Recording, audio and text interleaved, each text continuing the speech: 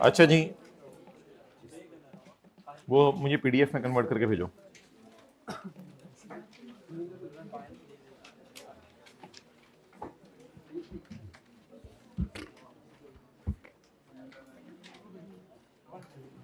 जी, किसी को अभी वाली कॉपी ना मिली हो?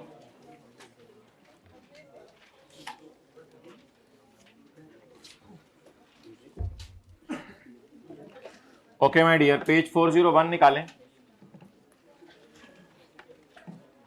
पेज 401।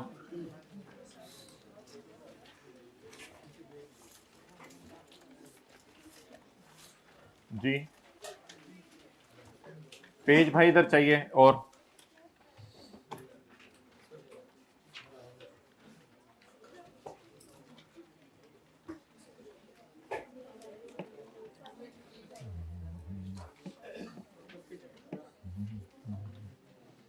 आज घर वालों ने आपके भी पूछा होगा, हमारे घर वालों ने भी पूछा कब वापस आ रहे हो, तो हमने कहा तो हम तो कोशिश कर लेंगे।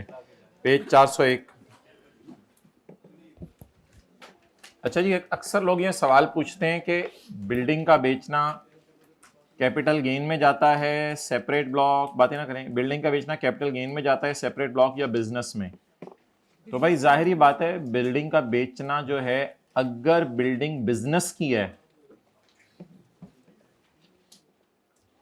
पहले सफे पे हूं मैं, पेज 104 पे हूं किताब के, 401, ट्रांसपोजिशन एरर। तो बिल्डिंग का बेचना, अगर तो बिल्डिंग जैसे दुकान है, शॉप है, या फैक्ट्री है, या बिजनेस की कोई भी बिल्डिंग है, उसका बेचना जाएगा बिजनेस के चैप्टर में। और income from business used in business, used in business, जो भी चीज आप बिजनेस में यूज करें। और इसकी इंडिकेशन ये होती है पेपर में कि इसकी टैक्स डिप्रिसिएशन कैलकुलेट हो रही होती है, tax depreciation, tax WDV given होती है। तो बिजनेस की बिल्डिंग की सबसे बड़ी अलामत यह है कि वो डेप्रिशिएट होती है, इसलिए उसका बेचना किस चैप्टर में जाएगा? इनकम फ्रॉम बिजनेस में। लेकिन अगर बिजनेस में बिल्डिंग यूज नहीं हो रही, जैसे कि ओपन प्लॉट है, या हाउस है जिसमें आप रह रहे हैं, या कोई फ्लैट है जिसमें आप रह रहे हैं, तो इन चीजों का बेचना कहां जाएगा? हत्ता कि आपने जो घर किराए के लिए दिया हुआ है वो घर भी बेच दिया, वो भी कैपिटल गेन में जाएगा। हत्ता कि आप जिस घर में रह रहे हैं वो भी कैपिटल गेन में जाएगा, और जो घर आपने किराए पे दिया हुआ है उसका बेचना भी कैपिटल गेन में जाएगा। और याद रखिएगा, ये एसेट्स डेप्रिशिएट नहीं होते, इनको कभी भी डू नॉट डेप्रिशिएट, इनको डेप्रिशिएट नहीं किया जाता। अपने घर को, अपने फ्लैट को, इनको डेप्रिशिएट नहीं किया जाता। डेप्रिशिएट तो सिर्फ किन चीजों को किया जाता है? जो किस में यूज हो रही हो? बिजनेस में यूज हो रही। अच्छा जी, साइनिंग अमाउंट एक और अदर नाम है नॉन एडजस्टेबल अमाउंट का। इनकम प्रॉपर्टी के चैप्टर में ये लफ्ज यूज हुआ था। चैप्टर 4 में what are different tax regimes. Different tax regimes कौन सी हैं? Normal, final, separate block. लेकिन एफटीआर को मैंने आपको एक दफा बताया था प्रिजम्पटिव टैक्स रेजिम भी कहा जाता है, और इसको ग्रॉस इनकम इसलिए कहा जाता है कि इसमें खर्चे माइनस करने की इजाजत नहीं होती। और इनकम टैक्स में ना कुछ रूल्स हैं, जैसे रेजिडेंट में रूल्स हैं, आने और जाने का दिन पूरा गिना जाएगा, अपोर्शनमेंट ऑफ एक्सपेंडिचर में, एग्रीकल्चर में कुछ रूल्स हैं। तो अगर रूल्स के बारे में आपसे सवाल पूछे, चैप्टर 4, चैप्टर नंबर 13, अगर रूल्स के बारे में आपसे सवाल पूछे तो ये रूल्स सिर्फ 2-3 ही हैं। ये रूल्स 2002 में आए थे, इनकम टैक्स ऑर्डिनेंस 2001 में आया था। Scenario based question, reproduce law, refer scenario, negate करें उसके पॉइंट ऑफ व्यू को। अच्छा, चैप्टर 13 की जो एग्जेम्प्ट इनकम्स है ना, उनको न्यूमेरिकल में ऐड भी किया करें, और फिर जैसे एग्रीकल्चर इनकम है, सेक्शन 50 और 51, फॉरेन सोर्स सैलरी, ये जो 4 अभी हमने पढ़ी थी, फॉरेन सैलरी जो 2 पढ़ी थी अभी हमने, और सेक्शन 50 और 51 अभी जो पढ़ा था, रिटर्निंग एक्सपेट्रिएट और शॉर्ट टर्म रेजिडेंट इंडिविजुअल, या जो अभी हमने पढ़ा है तलाक वाला केस, बस चैप्टर 13 की सारी एग्जाम्प्ट इनकम्स को बेहतर है न्यूमेरिकल में पहले ऐड करें, ऐड करके। लेकिन अगर सैलरी के चैप्टर की कोई प्रोविजन है ना, छोटी मोटी pension, medical reimbursement as per term, provident fund का कम्युलेटेड बैलेंस मिल रहा है, तो उनको न्यूमेरिकल में सीधे से क्या कर दिया करें, ignore, not be added and deducted, rather dash डाल के शो कर दें, डैश डाल के शो कर दें कि पेंशन इतनी माफ है बस। लेकिन चैप्टर 13 वाली एग्जाम्प्ट इनकम्स को ऐड करके लेस किया करें। अब ये बच्चे सवाल पूछ रहे थे कौन सा सवाल पहले करना है पेपर में, भाई जो आता है अब क्या करें, न्यूमेरिकल थ्योरी में जो आता है वो पहले करते हैं। पेपरों में तैयारी कैसे करें एग्जाम लीव्स के अंदर, भाई हेड्स ऑफ इनकम पहले कर लें, सेल्स टैक्स कर लें, फिर बाकी चीज़ें बाद में कर लें। थ्योरी को कैसे याद करें, अब अगर याद नहीं किया तो अब मैं अभी क्या जादू बता दूं कि कैसे याद करें। तो कौन से रेट्स पेपर में गिवन होंगे, इंपॉर्टेंट क्या, जिसमें देख लो पास पेपर के ज़्यादा सवाल आ रहे हैं, लेकिन वो कोई गारंटी तो नहीं है। तो कौन से रेट्स गिवन है पेपर में, तो भाई वो तो टेबल 1 और 2 वाले होते हैं, डिप्रिसिएशन के रेट्स भी गिवन होते हैं, डिविडेंड वगैरह के रेट भी गिवन होते हैं, तो ये सारे रेट्स गिवन होते हैं, सेपरेट ब्लॉक वाले भी गिवन होते हैं। हाँ जी, हाँ जी जी, उसके ऊपर मैं बात करने लगा हूँ आज, उसके ऊपर मैं बात करूंगा। ठीक है जी, बच्चे सारे आ गए, चलें। अब आप हजरात ऐसा करें कि हमारे नोट्स आज के निकाल लें। अब 2 न्यूमेरिकल्स हमने करने हैं जुमे से पहले, फिर 1 न्यूमेरिकल हमने करना है जुमे के बाद। भाई नहीं, पहले नहीं खत्म होता ना, 3 तो हमने न्यूमेरिकल करने हैं, उन पे 1-1 घंटा लग रहा है, फिर उसके बाद थोड़ी सी और डिस्कशन है, जिस तरह हमने अभी माशाल्लाह काफ़ी अच्छे सिनेरियो पे सवाल किए थे। तो अभी तो इंशाल्लाह आप रनिंग में आ रहे हैं थोड़ा थोड़ा।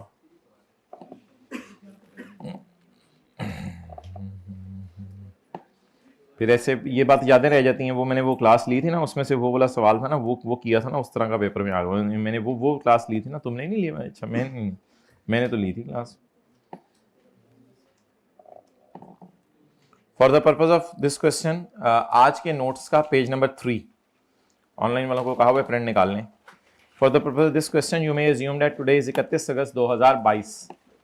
आज एज्यूम करें 31 अगस्त 2022 है। Shabana a senior manager at Master Limited resigned on 31 जनवरी 2022। 31 जनवरी 2022 को ये नहीं, अभी जो एक्स्ट्रा सफा बांटा है वो घर जाके स्टेपल करके लगाइएगा। जो सुबह सुबह सफे बांटे थे उनमें देखें पेज नंबर लिखा होगा 3, मिल गया? अभी जो सफे बांटे हैं वो तो 4-5 है ना। She resigned on 31 January 2022 after completion of 3.5 years of service. During the tax year 2022, she received the following emoluments from ML: salary of 6,10,000 per month.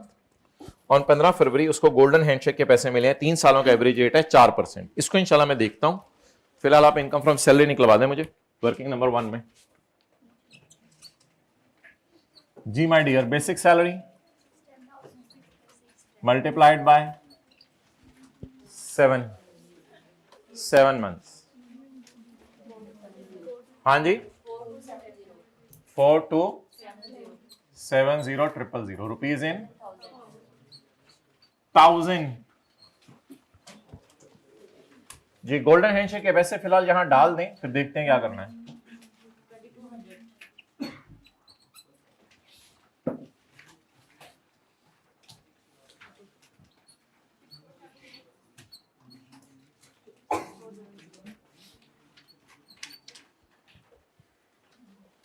मुकाएं जी, काम आगे बढ़े, काम है हमें और भी, जल्दी चलें।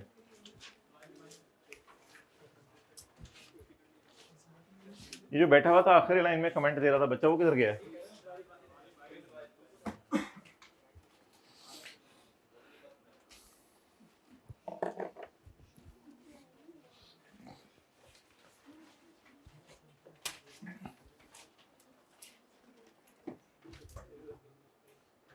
During the year, she contributed 5 lakh to approved pension fund under voluntary pension system rules 2005। तो उसने वॉलंटरी पेंशन सिस्टम रूल्स के तहत जो है वो पैसे जमा कराए हैं, ब्रैकेट ना पड़े। तो इस पे क्या मिलेगा, किसी को याद है? अगर ये सैलरी या बिजनेस इनकम कमा रही है तो माय डियर इसको क्या मिलेगा? टैक्स क्रेडिट, सेक्शन 61 से 63 वाला।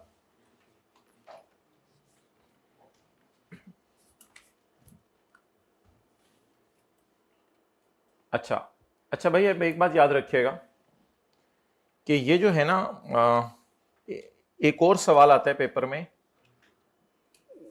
इसका तो टैक्स क्रेडिट लिख लेना आप, इसका टैक्स क्रेडिट मिलेगा, ये न्यूमेरिकल के एंड पे मुझे याद करा दीजिएगा, इसका टैक्स क्रेडिट मिलेगा।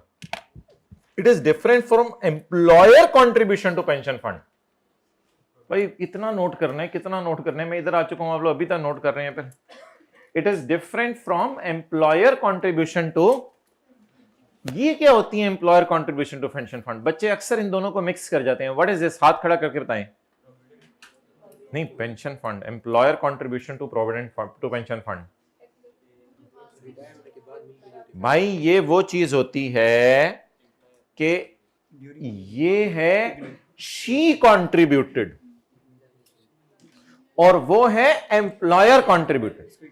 अब शी कॉन्ट्रीब्यूटेड का मतलब है इसका एम्प्लॉयर से ताल्लुक नहीं है, ये एक थर्ड पार्टी अरेंजमेंट है, यानी वो इसलिए पेंशन फंड में वॉलेंटरीली पैसे जमा करवा रही है ताकि जब ये बड़ी हो जाए, 60 साल की बूढ़ी हो जाए, जब ये आंटी शबाना बन जाए, अभी तो बाजी शबाना है, जब ये आंटी बन जाए और ये घर में बैठी हो और स्टिक पकड़ के बैठी हो, तो तब उस वक्त इसको पेंशन फंड से पैसे हुकूमत पाकिस्तान देना शुरू कर दे, क्योंकि शायद इसने जिस एम्प्लॉयर के पास काम किया है वो तो 3-3.5 साल नौकरी करने पे कोई लिफ्ट नहीं कराएगा इतनी, तो इस पे तो इसको टैक्स माफ होगा। ये पता है क्या लाइन होती है employer contribution to pension fund? वो ये थी कि शबाना का एम्प्लॉयर उससे कहते हैं जब तुम रिटायर होगी तुम्हें हम पेंशन दिया करेंगे, उसके लिए हम पैसे तुम्हारे लिए जोड़ के रखना शुरू करने लगे हैं। तो इस एडजस्टमेंट को आप लिख लें, पेपर में इग्नोर किया करेंगे क्योंकि अभी जोड़ के रखना शुरू किए हैं। जब रिटायर हो जाएगी तो अगर ये सिटीजन हुई पाकिस्तान की तो इसकी पेंशन माफ होगी। अभी तो एम्प्लॉयर ने उसके लिए गले में डाल के रखना शुरू किए हैं, जहेज की पेटी में डाल के रखने शुरू किए हैं, या दे भी दिए हैं? अभी तो रखना शुरू किए हैं। तो इस एडजस्टमेंट को तो पेपर में इग्नोर किया करना, जो ब्रैकेट वाली है, इन दोनों को आपस में मिक्स नहीं करना। डन और डन, क्लियर? आगे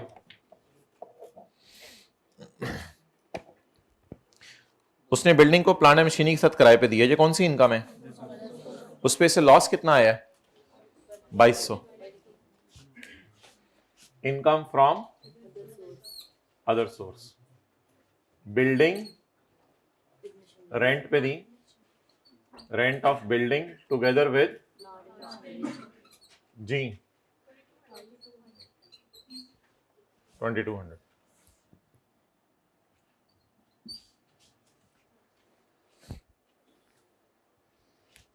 next ji,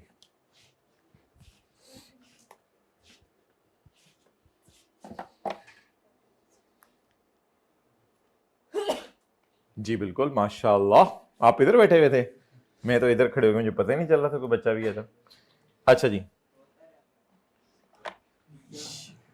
she has a खाली प्लॉट इन मरी, जिसके बीच में जाके कुर्सी डाके बैठ जाती है कभी कभी।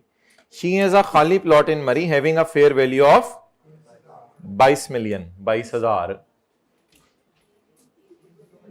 She has 3 farm houses relating to हर,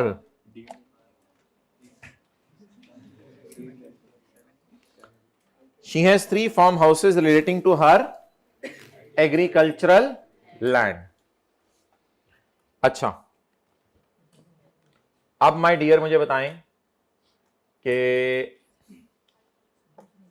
ये जो वेकेंट प्लॉट है इसका क्या करना है?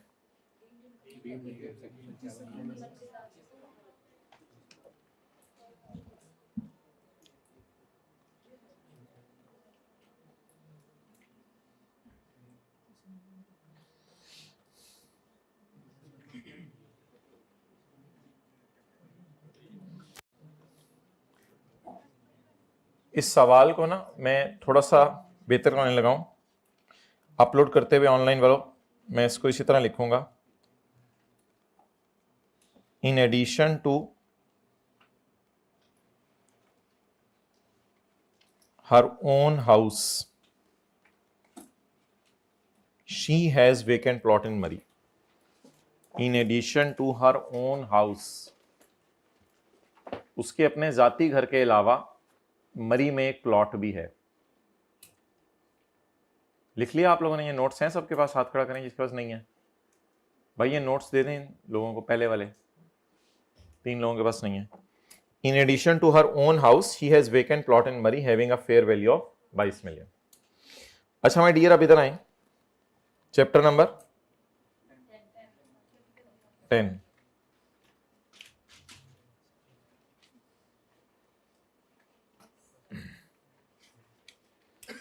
अच्छा इसमें ना आके पेज नंबर 241 पे आए सारे। मैन्युफैक्चरिंग प्लांट काट दें, वैसे इस सेक्शन को इमूवेबल प्रॉपर्टीज के लिए रखें, डीम्ड इनकम वाला।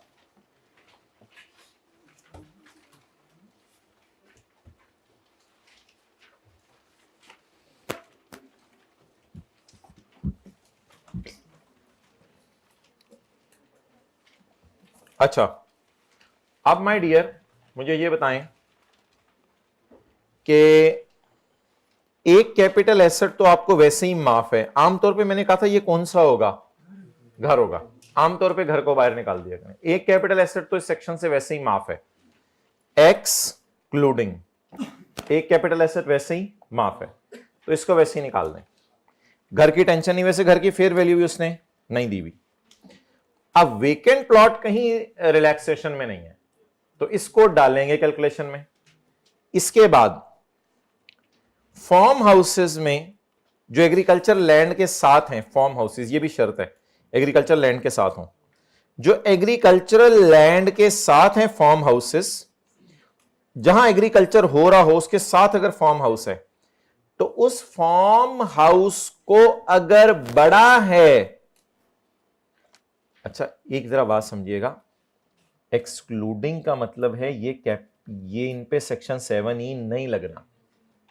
एक्सक्लूडिंग का मतलब है इन पे सेक्शन 7E। एक्सक्लूडिंग में एक्सक्लूडिंग का मतलब है कि इस पे लगना है, वो है बड़ा फार्म हाउस। बड़े फार्म हाउस में 2 शराइतें। सिंगल ड्वेलिंग यूनिट मींस सारा इकट्ठा जुड़ा हुआ है, ये तो अज्यूम कीजिएगा है, जिसका टोटल एरिया 2000 स्क्वायर यार्ड हो और मिनिमम कवर्ड एरिया 5000। ये तीनों शराइत पूरी होना जरूरी है। बेशक आज एंड डाल लें दरमियान में, ये तीनों शराइत पूरी होना जरूरी है। क्या बनने के लिए? बड़ा फार्म हाउस। बड़ा फार्म हाउस कौन सा होता है? अच्छा टोटल और कवर्ड का मतलब पता है ना? टोटल का मतलब ये है कि मोटरसाइकिल, कॉलेज में मोटरसाइकिल पार्किंग का भी एरिया है, बाहर खड़े होने का भी एरिया, ये टोटल एरिया से है इन बरामदा वगैरह मिला के। और कवर्ड एरिया का मतलब है जिसपे कमरे बने हुए हैं। अच्छा ये दोनों चीजें इस थ्रेशोल्ड से ज्यादा होनी जरूरी हैं। अब मुझे बताएं, इधर जो है वो 2200 और 8000 है। अब 2200 और 8000 होने की वजह से ये फार्म हाउस क्या बन जाएगा? बड़ा। आगे चलें, 1600 और 4000, दोनों शराइत पूरी होनी जरूरी हैं, ये दोनों ही नहीं पूरी हो रही। 1600 और 4000, ये फार्म हाउस कौन सा हो गया? छोटा। और 23, ये यार्ड है, ये फीट है। 2300 और 4200, ये कंडीशन पूरी हो रही है, ये नहीं हो रही। कवर्ड एरिया बहुत थोड़ा है। राव में करने का जा रिलैक्स करिए, इतने छोटा कवर्ड एरिया तूने तो तामीर ही नहीं की हुई उसमें, जाओ रिलैक्स करो। ये भी साबित हो गया छोटा। क्या इस पे अभी भी सेक्शन 7E लगेगा? अगर इन दोनों की वैल्यू मिलाकर, एक्सक्लूजन्स के अलावा वाले, अगर इन दोनों की वैल्यू मिलाकर जवाब हुआ 25 मिलियन से, तब ये सेक्शन लगेगा, वरना ये सेक्शन नहीं लगेगा। अब कुछ थोड़ा सा रिवाइज हुआ? अच्छा अब असूल ये है, इधर देखें सारे, अगर आपके पास ये प्रॉपर्टीज हैं तो आप पे सेक्शन 7E नहीं लगता। लेकिन अगर इनमें से ये वाली है तो ये सेक्शन 7E में फॉल करेगी, बड़ा फार्म हाउस। लेकिन एक बात याद रखिएगा, जब आप इन एक्सक्लूजन्स को बाहर निकाल दें तो जो प्रॉपर्टीज हमारी बचें, असल में टोटल देखें ना कितना आ रहा था, टोटल को नहीं देखना असल में कि 8 जमा 4 12, 12 जमा 3 15, 15 जमा 22 37, 37 को नहीं देखना पेपर में। पहले आपने कहना है इस पे सेक्शन 7E नहीं लगना, इस पे सेक्शन 7E, इस पे, ये काम पहले पेपर में करेंगे। अब टिक वालों को जमा करें 30, hence section 7E will apply. अब करना क्या है, अब आप लोगों ने ना पहले इसका 5% निकाल के रख लेना है, फिर इस पे 20% कहां लगाना है वो मैं आपको बता दूंगा। पहले इसका 5% निकाल के रख लेना है। The deemed income shall be 5% of fair value, तो फेयर वैल्यू का 5%। अच्छा, अगर ये line in addition to her house वाली ना लिखी होती, अभी यहां तक समझ आ गया? पहले अगर in addition to her house वाली लाइन ना लिखी होती और सवाल ऐसे होता, तो फिर पता नहीं ये कहां रह रही होती, किराए के घर में रह रही होती, चांद पे रह रही होती, खाला के घर रह रही होती, मामू के घर रह रही होती। मैं फिर बेनिफिट लेता और मैं 1 कैपिटल एसेट की रिलैक्सेशन लॉ में अवेलेबल है, फिर मैं 1 में डालता सबसे महंगे वाले को, फिर मैं 1 में डालता सबसे महंगे वाले को और रिलैक्सेशन अवेल करता कि इस पे ये सेक्शन नहीं लगता, तो ये भी क्रॉस हो गया। 1 तो उसने छूट दी हुई है, कहते हैं एक मेरी तरफ से छूट है, वो कोई भी ले लो, वो आपका जाती घर होना जरूरी नहीं, वो कोई भी ले लो। तो मैं फिर इसको निकाल देता, ये दोनों तो वैसे ही निकल रहे हैं, फिर ये लेस देन क्या हो जाता 25 मिलियन, तो फिर तो ये सेक्शन लगना ही, तो फिर मुझे फायदा नहीं होना था न्यूमेरिकल कराने का। इसलिए मैंने सवाल आपके सामने बदला है और एक लाइन डलवाई है in addition to our own house. तो अब हाउस की वैल्यू मुझे पता नहीं, मैंने बजाय सेफली अज्यूम किया कि हाउस को मैं बाहर निकाल देता हूं। बाकी कितनी चीजें, अब हाउस किस पॉइंट के तहत बाहर निकल गया, ए के तहत। छोटे फार्म हाउस किस पॉइंट के तहत बाहर निकल गए, उस पॉइंट के तहत। और बड़ा फार्म हाउस और ये वेकेंट बच गया, इन दोनों का total is greater than, that's why section 7E will apply. वैसे एक अजीब सी बात है, मेरा नहीं ख्याल आईकैप इस तरह टेस्ट करे। अगर ये 22 मिलियन का होता और घर 18 मिलियन का होता, तो आप ऐसा भी कर सकते हैं कि 22 मिलियन वाला फिर भी इग्नोर कर दें, सबसे महंगा वाला, फिर घर को डालना पड़ेगा आपको, फिर घर को डालना पड़ेगा। तो एक इग्नोर करना होता है, वो आपकी मर्जी है, जो मर्जी इग्नोर कर दें। मशवरा ये है कि एक कौन सा इग्नोर करें, सबसे महंगा वाला। अभी घर की वैल्यू उसने दी नहीं हुई, तो हो सकता है घर भी इससे महंगा हो, इसलिए मुझे नहीं पता था। कुछ बात बनी या बिगड़ गई? बन गई, बस ठीक है। अब जरा इसकी कैलकुलेशन देखें। घर निकल गया, 2 छोटे फार्म हाउस निकल गया, अब क्या बचा 22 और 8। यार इसको आज अजीब सा नाम सुने, अदर सोर्स सेपरेट ब्लॉक, क्योंकि इसका रेट अलग है ना। ये जिंदगी में पहली दफा नाम लिखने लगा हूं, कॉन्सेप्ट पढ़ाया हुआ है, मैंने कहा था, मैंने आपको कॉन्सेप्ट सारे पढ़ाए हुए आज, लेकिन इसका नाम अदर सोर्स सेपरेट ब्लॉक रख लें, क्योंकि इसको इधर अदर सोर्स में डाला तो ये नॉर्मल रजीम में जाएगा और इस पे टेबल वाले रेट लग जाएंगे। तो बेहतर है कि इसको अदर सोर्स में डाल दें, किस नाम से, डीम्ड इनकम सेपरेट ब्लॉक। अच्छा जी, अब कैसे करें, को डैश डैश डाल के करते रहें या क्या करें? डैश डैश डाल दें, फिर हाउस को ऐसे डैश डाल दें। मैं मिसाल दे रहा हूं, आप लोग जैसे मर्जी करें। हाउस को डैश डाल दिया और मरी बाय ना 22 मिलियन, 22 मिलियन, 22 मिलियन। आगे मुल्तान, अब देखें this is this total greater than 25 million. आगे Ghotki, Chiniot, multiplied by what is income, this is income, what is income 1500। मुझे इनकम चाहिए या फेयर वैल्यूज चाहिए? इनकम चाहिए। तो इसको इस तरह भी कर सकते हैं आप, into 5 is equal to 1500। When I will apply 1500, when I will apply 5%, if this figure is, कुछ थोड़ा बहुत समझ आया, नहीं समझ आया, हो गया?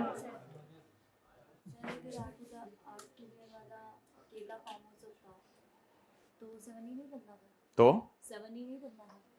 भाई 8000 वाला अगर अकेला फार्म हाउस ही होता और कुछ भी ना होता, इसका तो वन कैपिटल एसेट तो वैसे ही बाहर निकाल दें, तो इसको ही निकाल देते, वरना वैसे 25 मिलियन से भी नीचे है वो। तो क्या किया करें, पहले पकड़ के सबको निकाल दिया करें जो निकालने वाले हैं, जो बच जाएं उनका टोटल देखें 25 मिलियन से ज्यादा है या नहीं। और एक और आज नई चीज आपको बता दी है कि जब आपके जो बच जाए ना, उन बचे हुए से भी एक निकाल सकते हैं बाहर, वो कोई भी एक हो सकता है, वो घर है या सबसे महंगा वाला निकाल दें। ये बात कितने को समझ आ गई? वो सबसे महंगा वाला निकाल। आज के सवाल में घर की वैल्यू नहीं दी ना, इसलिए पर मैं सेफ एंड पे हूं, खेल रहा हूं बस।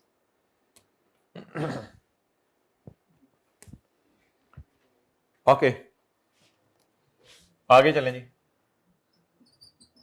Working number 4।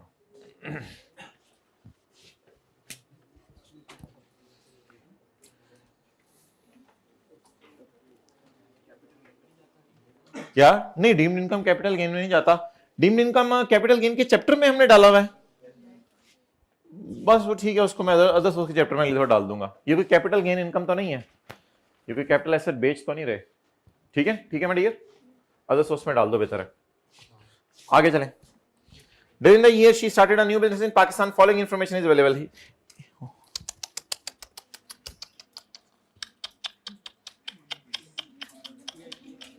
यार बंदे का सवाल था, मैंने बुढ़ी में कन्वर्ट किया तो बंदा बुढ़ी बन गया।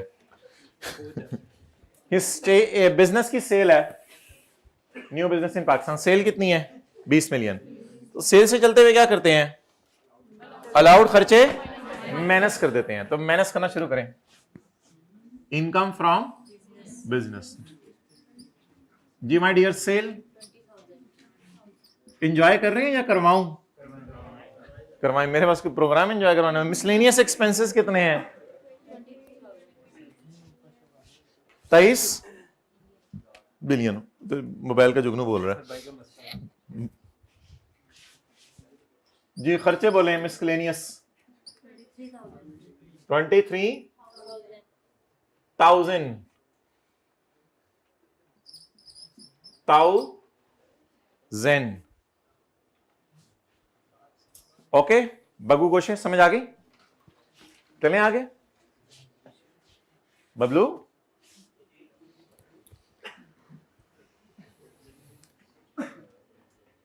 अच्छा भैया, आज हमने फर्स्ट टाइम ऐसा किया कि कोई चीज बेच रहे हैं और बेच के बदले में थोड़े से पैसे आ रहे हैं, थोड़ी सी चीज ही आ रही है। तो ये फर्स्ट टाइम हमने इस क्लास में डाला है। एडजस्टमेंट को आई के अपने कभी टेस्ट नहीं किया हुआ। A furniture having a tax WDV of 6 lakh is disposed of. एक फर्नीचर हमने बेचा है, सर में खुरक नहीं करनी वरना सर भी सर में खुरक शुरू कर देंगे। A furniture having a tax WDV of 6 lakh is disposed of. Furniture बिक गया। The fair value of the furniture was 9 lakh. However, the entity received 4 lakh cash and printer having a fair value of 5 lakh 20,000। Sales tax में इस तरह का काम किया था। जा क्या रहा है? फर्नीचर। इसकी फेयर वैल्यू, ओ यार दीवानों, इन लोगों से बातें ना करो, आप लोग अपना सीए करें। फर्नीचर की फेयर वैल्यू आ क्या रहा है? कैश और प्रिंटर। बोले हैं आ क्या रहा है? कैश और प्रिंटर। बोले जी इसकी फेयर वैल्यू। कैश कितना और प्रिंटर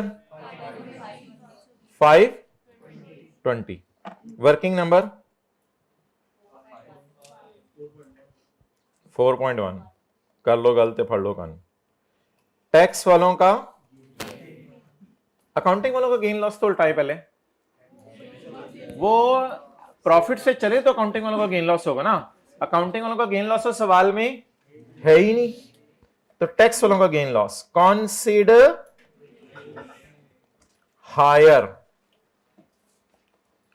ऑफ, भाई आप लिया करेंगे यहां फेयर वैल्यू ऑफ जाने वाली चीज और cash plus fair value of, ये एक फॉर्मेट है, आज बना लें। ठीक है जी, बताइए लॉजिक जरा क्या होगी। फेयर वैल्यू ऑफ जाने वाली चीज और कैश और फेयर वैल्यू ऑफ आने वाली चीज, इन दोनों को जमा कर दिया करें। फेयर वैल्यू ऑफ जाने वाली चीज,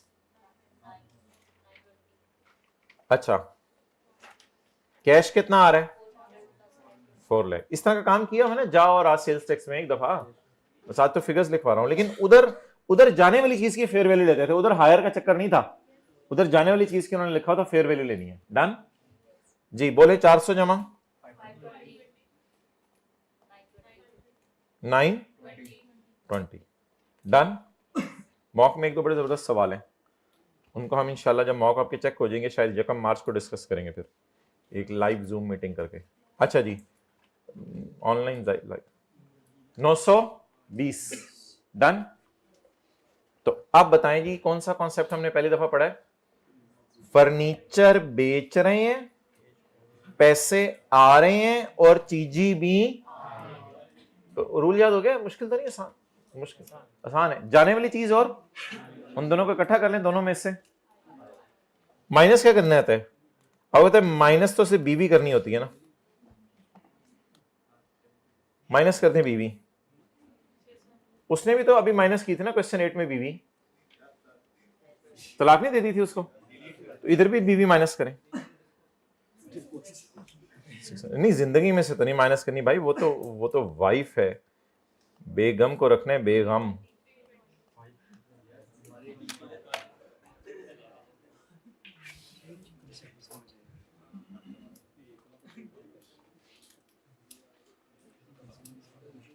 इंशाल्लाह जिसने रखा बेगम को बेगम, वो जन्नत में भी जाएगा बेगम, बड़े रिलैक्स होते हैं। ये कॉन्सेप्ट क्यों नहीं समझ आया? गुस्सा तो आ ही जाता है बंदे को, ये है गलत बात, बिल्कुल गलत बात। नहीं, इसके लिए ट्रेनिंग है, प्रॉपर है।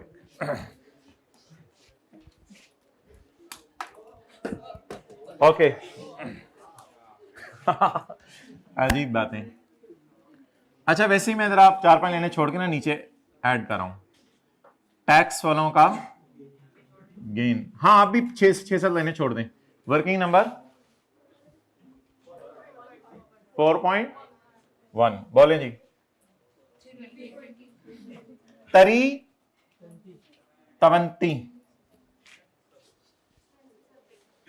एक्सपेंस के साथ ब्रैकेट लगा देंगे एंड पे, सारे एक्सपेंसेस को डब्बे में लेके, साथ साथ भी लग सकती है। जागते रहना भाइयों, 3:30 रहना। Well, I'm enjoying a lot. I think you are enjoying a lot as well.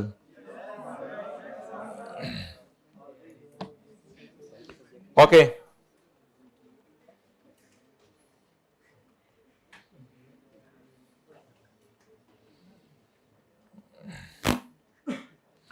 भाई फिजिबिलिटी स्टडी की है 2 मिलियन की, जरा ढूंढने जाके फिजिबिलिटी स्टडी कहां है। Excellent. Pre commencement expenditure,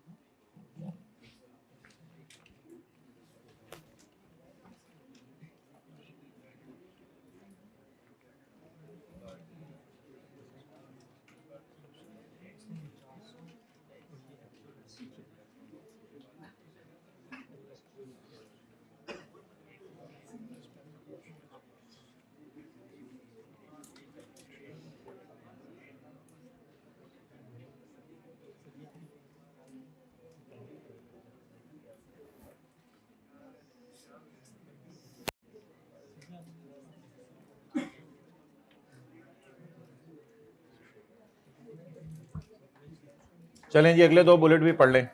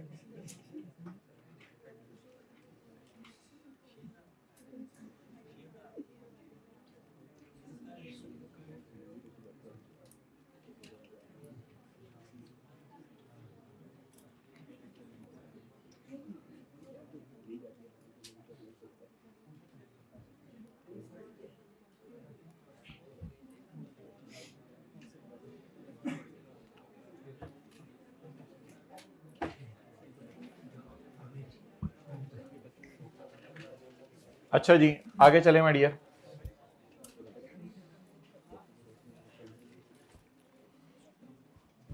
feasibility study को कितने सालों में खर्चे में डालना है? ऐसा ऐसा 5 सालों में। पेज नंबर कौन सा बताया आप लोगों ने? 5 500 153 जी। माइनस करें जी pre commencement expenditure. Feasibility study construction of prototypes कौन सा एक्सपेंडिचर है? और प्री कमेंसमेंट एक्सपेंडिचर को क्या करते हैं? कितने सालों पर? 5 सालों पर जी। बोलें। Multiplied by 20%, 400। चलें जी आगे। सेल से चलते हुए कैसे न्यूमेरिकल सॉल्व करते हैं? अलाउड खर्चे माइनस कर देते हैं।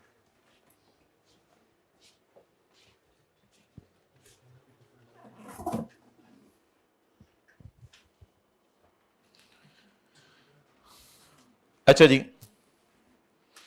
obtained a 3% loan of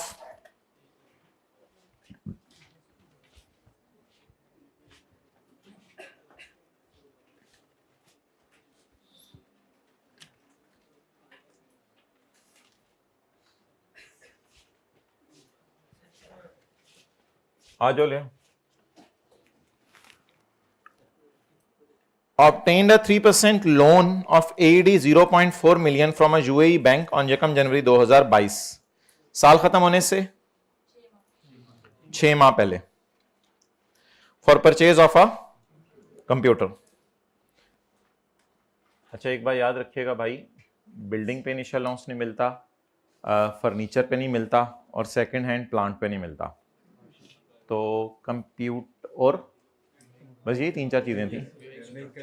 vehicle पे नहीं मिलता, तो यही चीजें थी जिन पे इनिशियल अलाउंस नहीं मिलता। इसलिए याद रखिएगा, मैंने कहा था क्लास में आपको लिखवाया था कंप्यूटर पे इनिशियल अलाउंस निकाला करेंगे। हाँ अगर सेकंड हैंड और बात है तो कंप्यूटर पे हम इनिशियल अलाउंस निकालेंगे आज। obtained a 3% loan of 80.4 million from UAE bank on Jakam January for purchase of computer. The interest is payable annually. Interest पहली दफा कब पे होगा? हमारे साल के आखिरी दिन या अगले साल पे होगा? यकम जनवरी 22 को लोन लिया है तो 31 दिसंबर 22 तो अगले साल होगा ना। लेकिन इंटरेस्ट पे तो अगले साल होगा, लेकिन खर्चा तो बुक करेंगे ना। इंटरेस्ट तो बिजनेस का नॉर्मल एक्सपेंस है, तो खर्चे में डालेंगे इसको। आगे चलें। And principal is payable at the end of, तो लोन जो 0.4 मिलियन का है वो वापस 3 साल बाद होना है, लेकिन उसका इंटरेस्ट हर साल बाद पे होना है। Installed the computer at a cost of 10 million on 14 March 22। 10% of the computer is used for personal purpose। चलें जी कॉस्ट निकालें।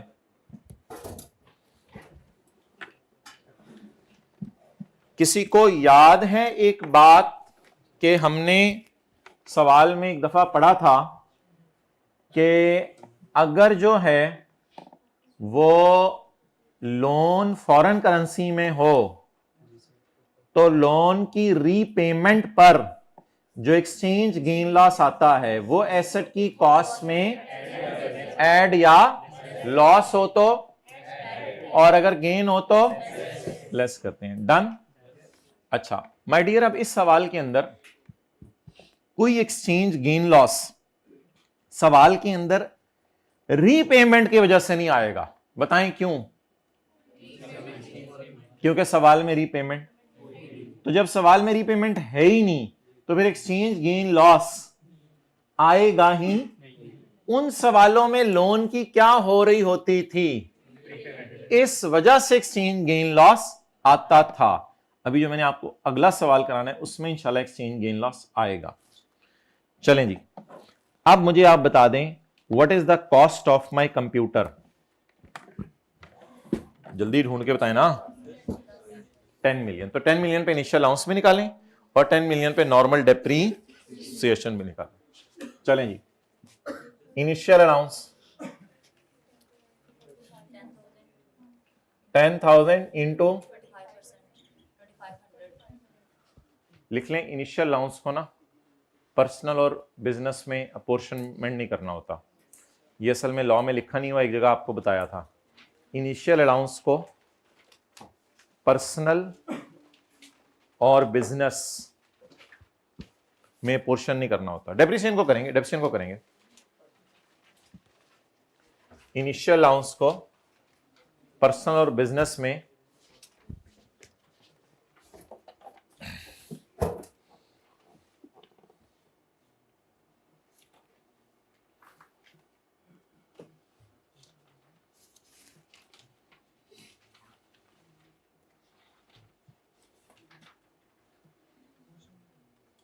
पोर्शन नहीं करना होता।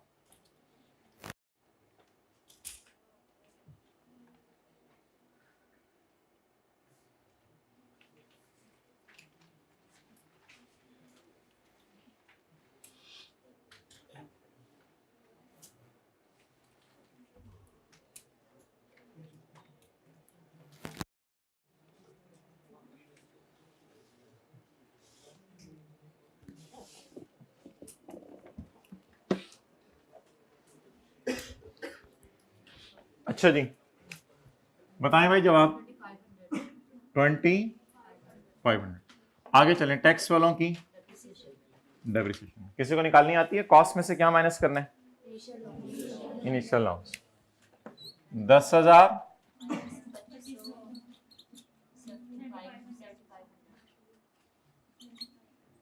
Is equal to 70 into building के लिए 10, कंप्यूटर के लिए 30, बाकी सबके लिए, लेकिन एक और मल्टीप्लाई करें 6/12 नहीं होती। उन्होंने टैक्सेशन कभी भी मंथ बेस पे पोर्शन नहीं करनी, तो पूरे सिलेबस में कहीं भी टैक्सेशन मंथ बेस पे पोर्शन नहीं करनी। हाँ, एम्प्लॉयर ने एम्प्लॉय को गाड़ी दी हो या एम्प्लॉयर ने एम्प्लॉय को लोन दिया हो, उसको मैंने कहा था कि पोर्शन करें, इसको तो पोर्शन करने को कभी नहीं कहा। इंटू 80/100।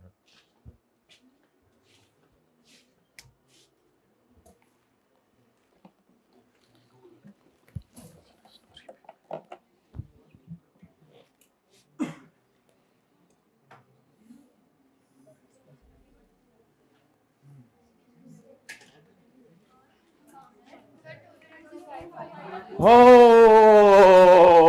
क्या हुआ? 20। मैंने कहा पता नहीं क्या हो गया।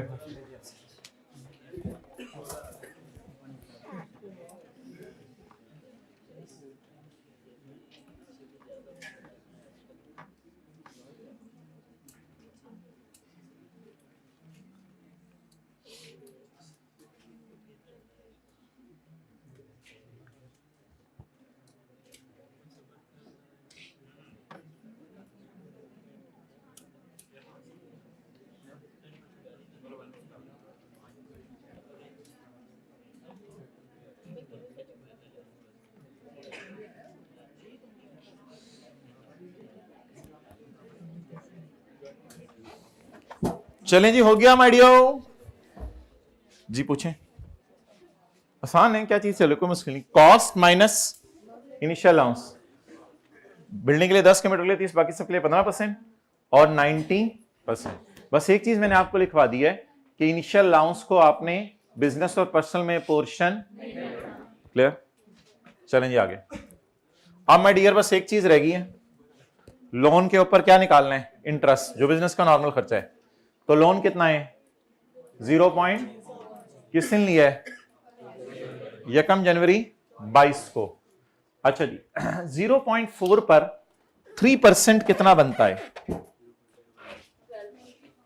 इंटरेस्ट एक्सपेंस रह गया ना जो माइनस करना है। जी बोलें 0.4 पर 3% कितना बनता है? सबर सबर, कन्वर्ट नहीं करना, कन्वर्ट आपने करना होता है इंटरेस्ट को। पहले इंटरेस्ट तो निकालने कितना है, मैं खुला खुला कर रहा हूं। 0.4 AED into 3% is equal to 0.12 AED. Interest इतना है। अब ये इंटरेस्ट 6 महीने का है या पहले दिन का है या छठे महीने के आखिरी दिन का है? 6 महीने का है। नहीं वो एनुअली तो पे हो रहा है ना, ये एनुअल है। मैंने कौन सा निकालना है? 6 मंथ का। अब बताएं ये कितना निकला? 0.0। अच्छा ये इंटरेस्ट किस महीने का है? ये क्या है? Loan in foreign currency. ये क्या है? Interest for 1 year in foreign currency. ये क्या है? Interest for 6 month in foreign currency. अब मैं इसको मल्टीप्लाई किससे करूं? इसमें ना दोनों तरह के इख्तलाफ हैं। कुछ लोग कहते हैं 30 जून के रेट से मल्टीप्लाई कर दें, मेरे ख्याल से यही होना चाहिए। आई कैप ने क्योंकि एक्सपेंस 6 महीने टाइप एक चीज है तो उसको एवरेज रेट से मल्टीप्लाई किया हुआ है। इसमें डिफरेंस है, कुछ 55 से भी होता है, 53 से भी होता है। फिलहाल चले मैं 53 से ही कर रहा हूं क्योंकि ये क्या है, छठे महीने का है या 6 महीने का है? बेहतर है ये वाला रेट लगा लें। बाकी लोन का रेट तो पहले दिन का लगेगा, लेकिन लोन तो पहले दिन लिया, ये इंटरेस्ट पहले दिन का है या 6 महीने का है, इसलिए। अच्छा ये क्या है? लोन। ये साल का, ये जी बोलें।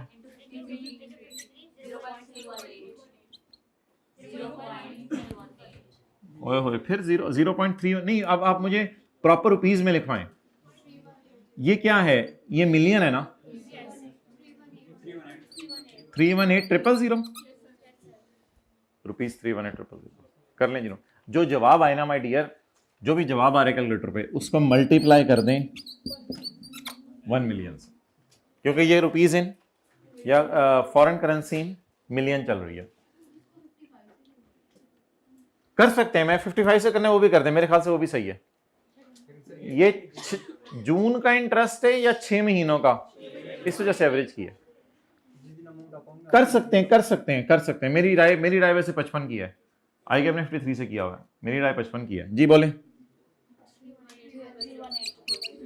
318 या 0.318 मिलियन या 318,000 रुपीस। जी बता दें जी। इंटरेस्ट एक्सपेंस वर्किंग नंबर 4.2 की जरूरत नहीं है वैसे, ये आप सारा अगर उधर ही ब्रैकेट में करते हैं तो सही नहीं है जी। कितना? 318।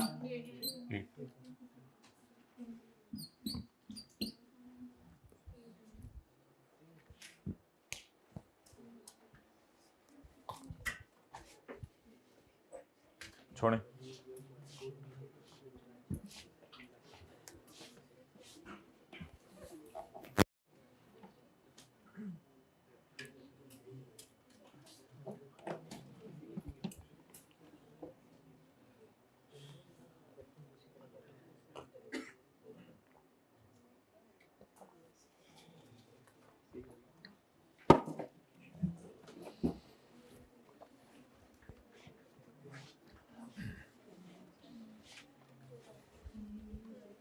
ओके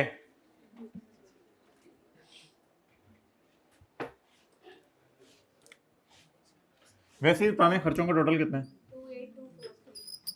28,243। और मेरे ख्याल से इनकम फ्रॉम बिजनेस में भी क्या आ रहा है? 7923।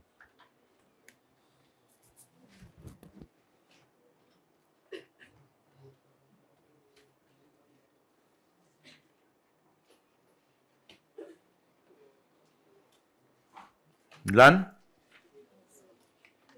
कोई कंफ्यूजन, कोई मुश्किल चीज तो नहीं थी सवाल में? समझ तो आ गई ना इन द एंड सारी? फायदा हो गया शायद थोड़ा सा? हुआ है तो मुंह हिला दिया करें।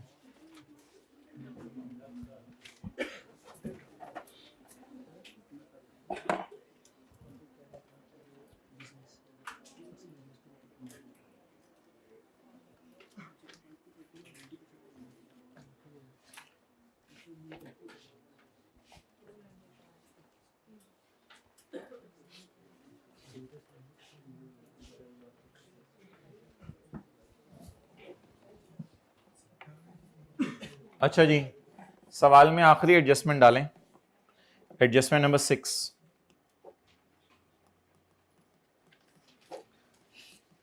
Receive 5000 bonus shares,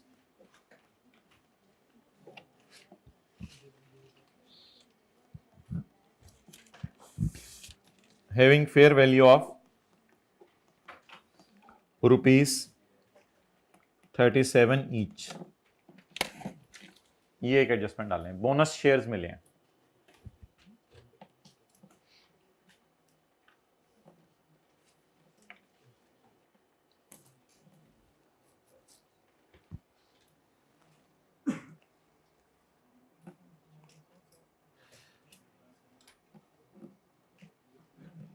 done. अच्छा जी, बोनस शेयर्स के साथ क्या किया करना है आप लोगों ने? इसको न्यूमेरिकल कभी नहीं किया, करना चाहिए था, कभी नहीं हुआ न्यूमेरिकल। अच्छा, ईयर एंड की भी फेयर वैल्यू दे दे, जिस दिन बोनस शेयर मिले उस दिन की भी फेयर वैल्यू दे दे। अकल लगा के बताएं कौन सी वाली फेयर वैल्यू लिया करेंगे? जिस दिन बोनस शेयर मिले, या ईयर एंड की लिया करेंगे? जिस दिन बोनस शेयर मिले उसी दिन की फेयर वैल्यू लेंगे ना। अच्छा, अदर सोर्स के चैप्टर में इसमें हमने पढ़ा था कि बोनस शेयर्स के ऊपर कितने % फाइनल टैक्स रिजीम का रेट है? लगा देंगे, कोई मसला नहीं, बस को निकाल के रख लें। बताएं जी फिगर।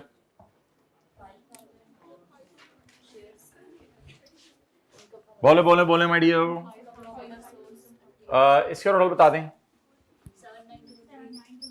792 जी। Working number 5, income from final tax regime. कौन सा? बोनस शेयर्स भी कहते हैं इसको, लिख लें बोनस डिविडेंड भी कहते हैं। कितने शेयर्स? जरब 185।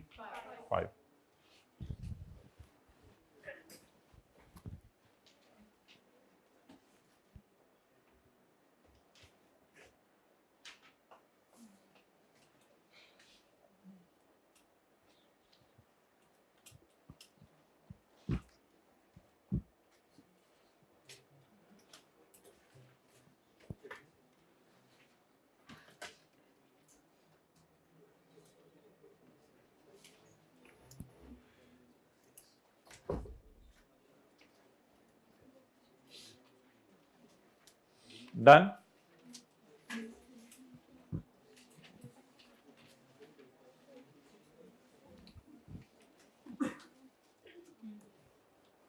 जी, any confusion, any problem, any question? अच्छा, एक छोटी सी चीज मैं आपके सामने थ्रो अवे करने लगा हूं। भैया हाइब्रिड में स्टूडेंट्स आ गए और?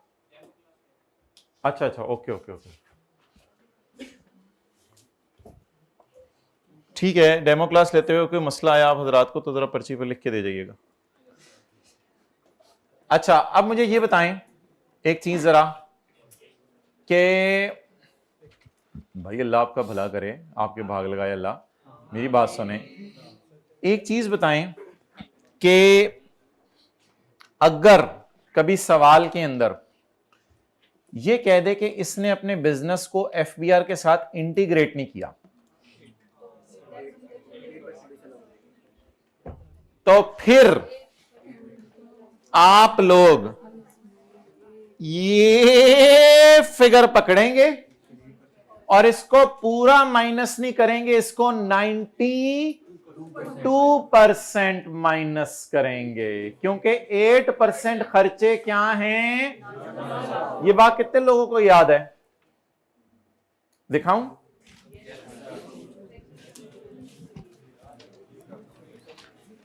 Chapter number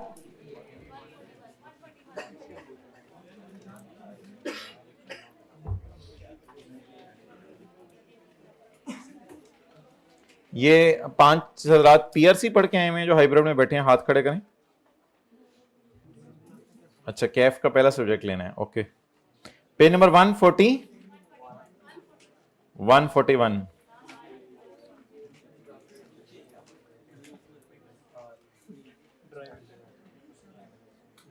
expenditure up to 8% claim by a person who fails to integrate his.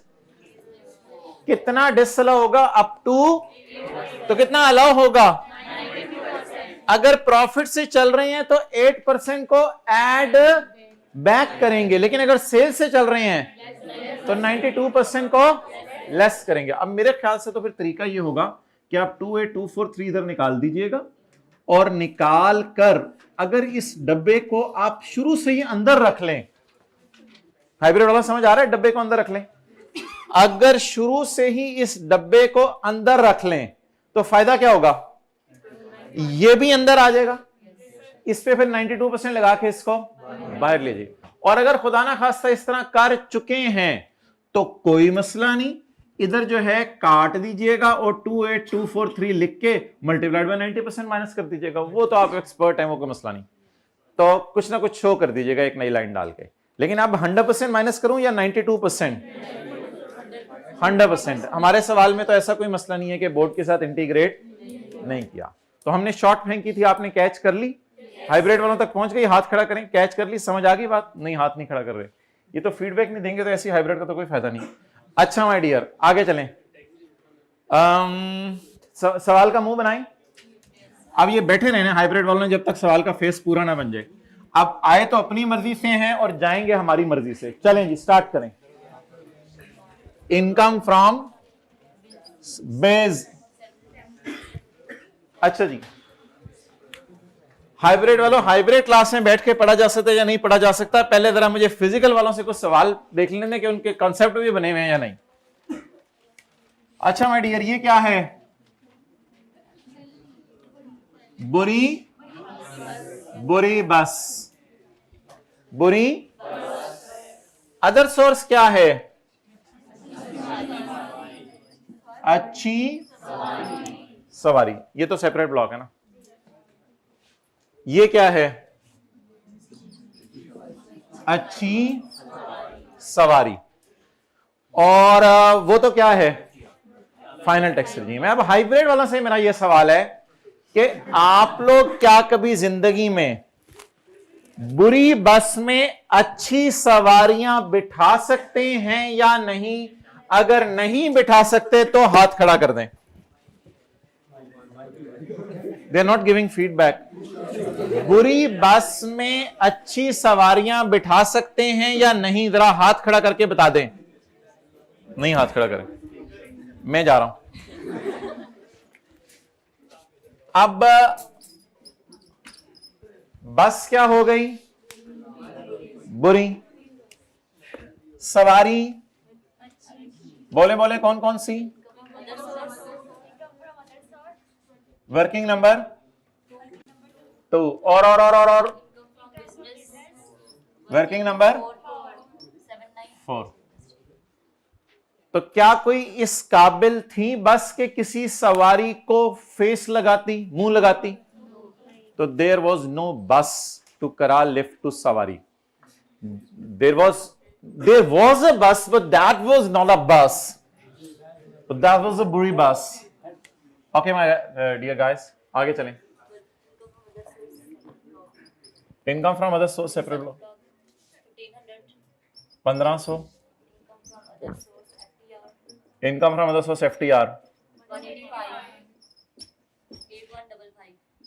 8155। Total income भाई फेस तो आसान सा है ना, माथे से शुरू होता है, दरमियान में नाक आते हैं, तकरीबन एंड पे होंठ आते हैं और आखिर में थोड़ी आगे खत्म हो जाता है। तो फेस तो आसान सा है जी। लेस और बोले जी 1500 लेस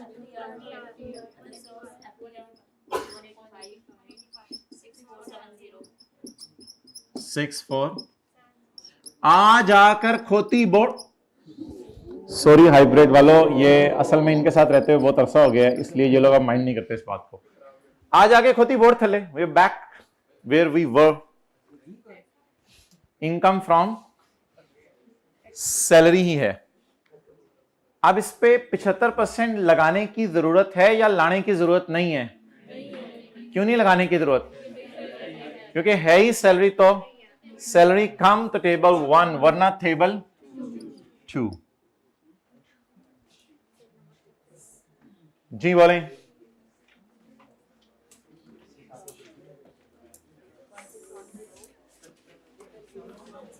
हाँ जी 160000 प्लस 45% ऑफ 870,000।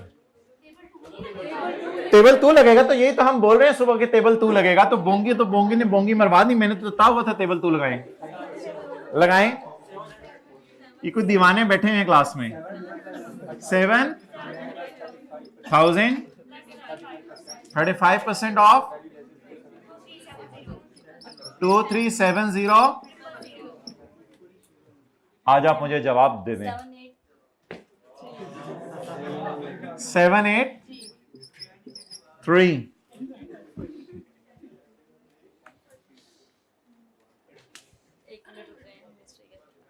अभी नहीं जाना हाइब्रिड वालों ने, सॉरी बाबा, एक मिनट बैठे हम अपनी मर्जी से छोड़ेंगे।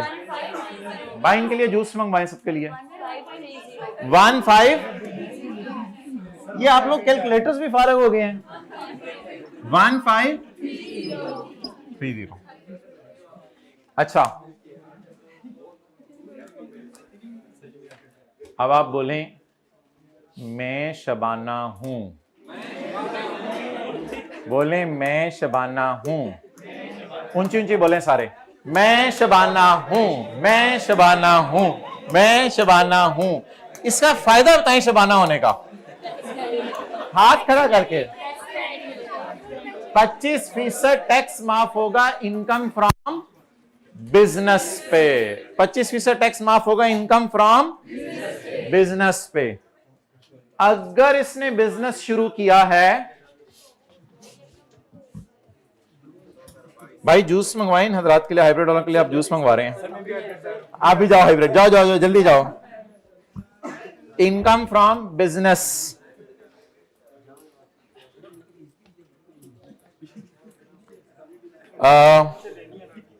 यार वो टैक्स क्रेडिट्स का चैप्टर जरा शीट की किताब में निकालें। अगर आप लोगों को जल्दी है हाइब्रिड में तो जा सकते हैं प्लीज, लेकिन अब अगर कोई काम नहीं है तो फिर वेट करें।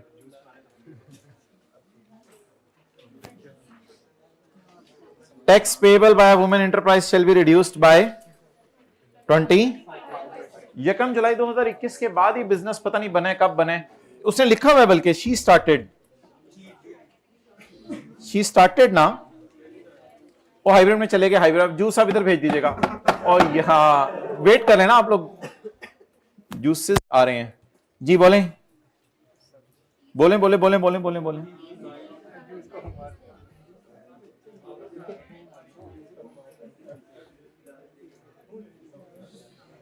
नहीं नहीं नहीं ये कोई नहीं। अच्छा अब माय डियर मुझे बताएं, भाई ये बच्चे ऐसे ही बदगुमानी कर रहे हैं, आप बिल्कुल जूस की वजह से डिसीजन लें, आप अपना सोल डिसीजन लें। आपने हाइब्रिड में पढ़ने में बोंगी मार रहे हैं आप। इधर 10 मिनट से पता नहीं चलेगा, सीनियर से मशवरा लें जिन्होंने हाइब्रिड में पढ़ा है, उनसे मशवरा लें। अच्छा जी अब मुझे माय डियर ये बताएं कि मुझे यही लग रहा है इसने 1 जुलाई 21 के बाद बिजनेस शुरू किया है। During the year she started a new business, तो ठीक है, लेकिन पुत्र इसकी बिजनेस इनकम ही नहीं है ना। नहीं मुझे फिर भी 25% टैक्स माफ करो। तू शबाना है? हाँ मैं शबाना, और शबाना मस्ताना तुझे वुमेन एंटरप्राइज वाला टैक्स माफ नहीं होगा, मैं जा रही हूं, जाओ। No lift to Shabana. अच्छा, वैसे अगर वुमेन एंटरप्राइज निकालना होता तो कैसे निकालते? 1/5 डिवाइडेड बाय ये वाला 6470 multiplied by income from multiplied by. ये किस शबाना को समझ आया? आप लोग कह चुके हैं मैं शबाना हूं, ये किस शबाना को समझ आया भाई? किन किन लोगों को समझ आ गया हाथ खड़ा करें। ये तो उसमें शबाना बनने का क्या मसला था? सारा टैक्स कितना है? सीए करा लेने देना। अगर होती ही बिजनेस इनकम फिर तो कोई टेंशन नहीं थी, फिर तो डायरेक्ट 25% लगा देते। इसका टैक्स ये कितनी इनकम्स पे है? सारी। ये वाला मैंने उठाया 647 सारी पे। तो उसमें बिजनेस इनकम कितनी है? 0। बिजनेस इनकम कितनी है? 0। और जब मल्टीप्लाई करेंगे 25% से तो 0। तो कर लें इसको 1530 डिवाइडेड बाय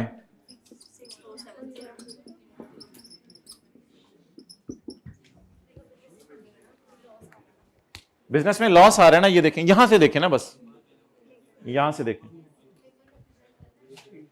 पेपर में प्रेजेंट ना कीजिएगा, रहने दीजिएगा, बेशक नीचे बेशक नोट डाल दीजिएगा। दो she is Shabana but she got a loss in income from business.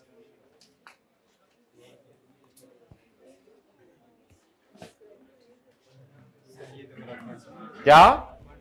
हाँ, क्या मतलब? जो औरत बिजनेस शुरू करे, चाहे इंडिविजुअल हो या एओपी हो, उसको बिजनेस इनकम का 25% टैक्स माफ होता है। ऐसा ही है ना? ये टैक्स कितना है? 1/5। सारी इनकम्स कितनी है? बिजनेस इनकम कितनी है? तो उसका 25% माफ कर दो। देखो जरा कैलकुलेटर में। लेकिन एक हमारा टैक्स क्रेडिट अपना वाला रहता है, वो approved pension tax credit under section 63। अच्छा, थोड़ी देर के लिए जरा टेक लगा लें। जिनके पास लेटने की जगह वो लेट जाएं, आप थोड़ा सा रिलैक्स हो। अब ये वाला टैक्स क्रेडिट निकाल दें, A इंटू बी ओवर सी।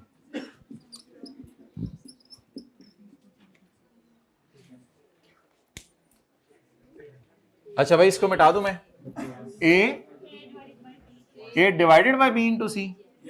अच्छा, वो जो मर्जी हो, आपको पता है हमने फिक्रें फिर भी सही उठा लेनी थी।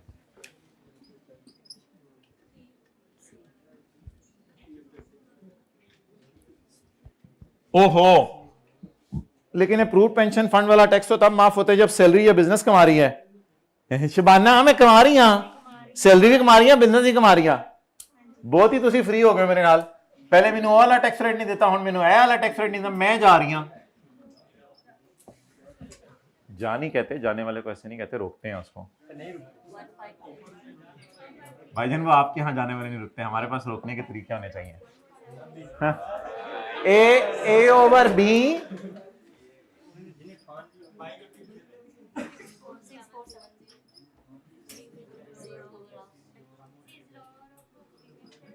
लोअर ऑफ प्रीमियम पेड कितने हैं? तो सवाल में अवेलेबल है ना, सवाल में अवेलेबल है। कितने? 5 लाख।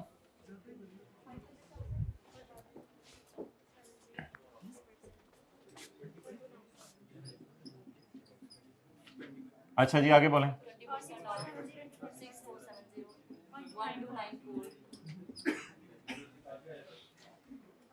यार 5 लाख में से 3 जीरो उड़ा ना दें।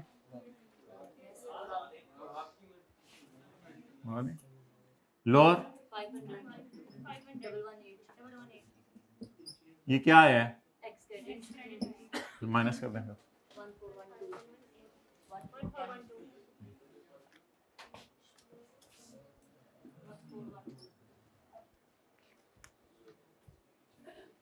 कल देखें, आपको इतना इंपॉर्टेंट मैसेज कराया था, उस मैसेज का हक भी तो अदा करना है। क्या?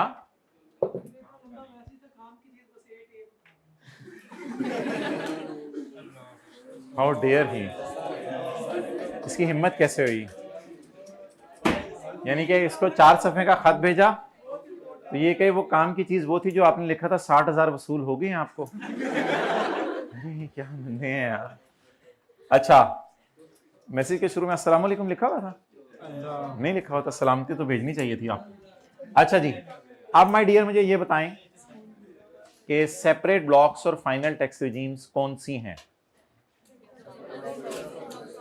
इनकम फ्रॉम, जिन दोनों को काटा है उन दोनों को पाएं दोबारा। Tax on deemed income.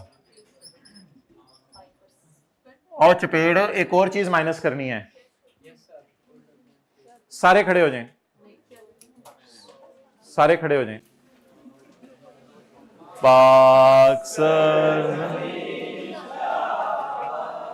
बैठ जाएं, बैठ जाएं, बैठ जाएं। भाई गोल्डन हैंडशेक का पिछले 3 सप्ताह पहले दसना है ना, गोल्डन हैंडशेक बताया था। नहीं लास्ट पे करवाना है, लेकिन वो सेपरेट रेट तो उस पे लगना है, तो गोल्डन हैंडशेक भी तो माइनस होगा ना, तो गोल्डन हैंडशेक भी माइनस करें, गोल्डन हैंडशेक भी माइनस, बी कॉन्फिडेंट, कोई मसला नहीं, वो इधर से मिटा दिया असल में। गोल्डन हैंडशेक सवाल में देखें जाके पहली दूसरी लाइन में कितना है, उस पे पिछले 3 सालों का, 3 सालों का क्या लगना है, एवरेज रेट लगना है। चलें जी, गोल्डन हैंडशेक। अब देखिएगा हम साइंस कैसे मारेंगे, छोटा छोटा करके लिखें 2200, लिखे लिखे लिखे लिखे लिखे, कोई मसला नहीं, इस तरह इधर ही सेट करेंगे इसको, इसकी ऐसी की तैसी कर देंगे। 2200 4 to, ये थोड़ा सा करके इसको जरा सेट कराएं इधर ही, इंशाल्लाह इधर ही सेट कराएं। 4270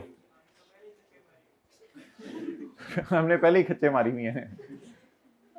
अच्छा, अब भाई टैक्स इस पे जरा हिम्मत करके निकलवा दें।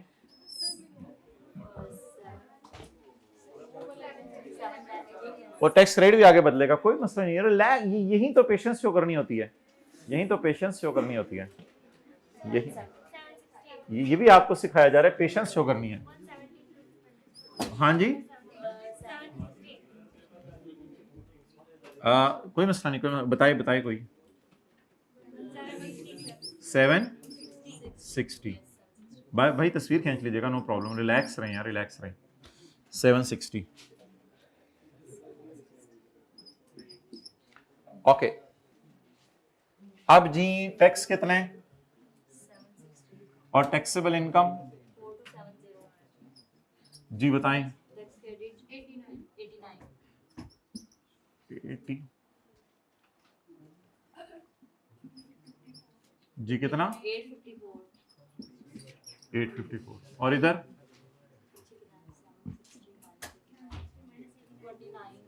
671।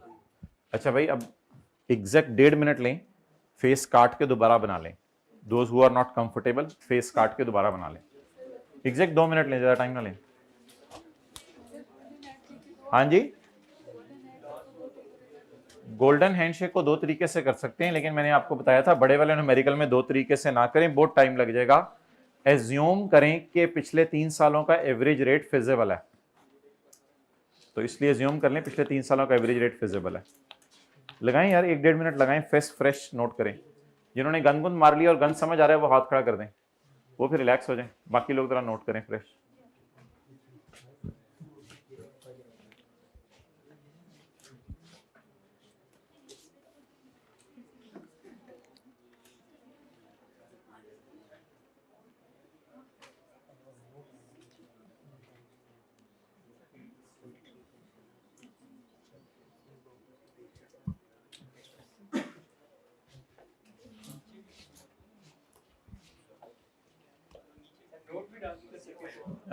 नीचे में डियर कहाँ,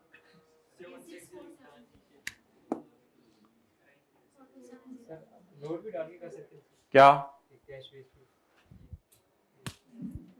हाँ कर बेहतर है जब बड़े वाला न्यूमेरिकल में गोल्डन हैंडशेक आ जाए और उसका सेपरेट रेट दिया हो तो एज्यूम कर लिया करें सेपरेट रेट फिजिबल है,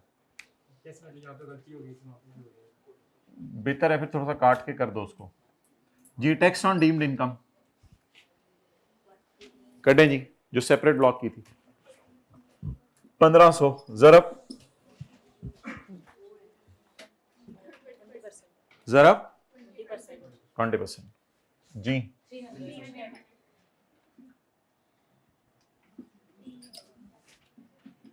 टैक्स ऑन बोनस शेयर्स, इसका रेट भी इंशाल्लाह पेपर में दिया होगा 10। अब रिलैक्स हो जाए, रिलैक्स हो जाए, जो पिछली चीज हो जाए उसको भूल जाया करें, रिलैक्स हो जाया करें। 185 इंटू जी 90। आगे चलें जी।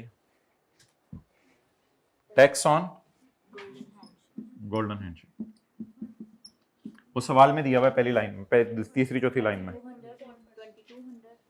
2200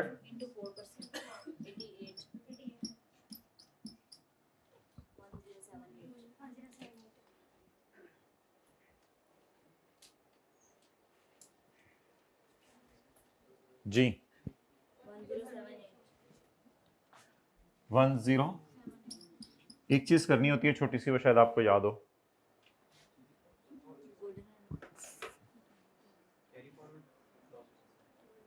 लॉसेस को कैरी फॉरवर्ड तो मैंने एंड पे कराना है। एक और चीज करनी होती है, किसी को याद हो, फाइनल टैक्स रिजीम का टैक्स ऐड करके वो बोनस वाला लेस करा दें, क्योंकि ये फाइनल एज्यूम करेंगे हुकूमत ने टैक्स काट लिया। टैक्स ऑन बोनस फाइनली कितना 5। अच्छा, ये वैसे आधा सवाल वैसे भी हो जाना था पेपर में। चलिए अब तो जरा बेहतर हो गया, बाकी चीजें भी जरा रिवाइज होंगी। लेकिन यार ये है कि अगर सवाल में लॉसेस वगैरह आ जाए ना, तो वर्किंग्स खोल के पहले देख लें, अच्छी सवारी बुरी सवारी, अच्छी बस बुरी बस, उसके बाद फिर फेस बनाया करें।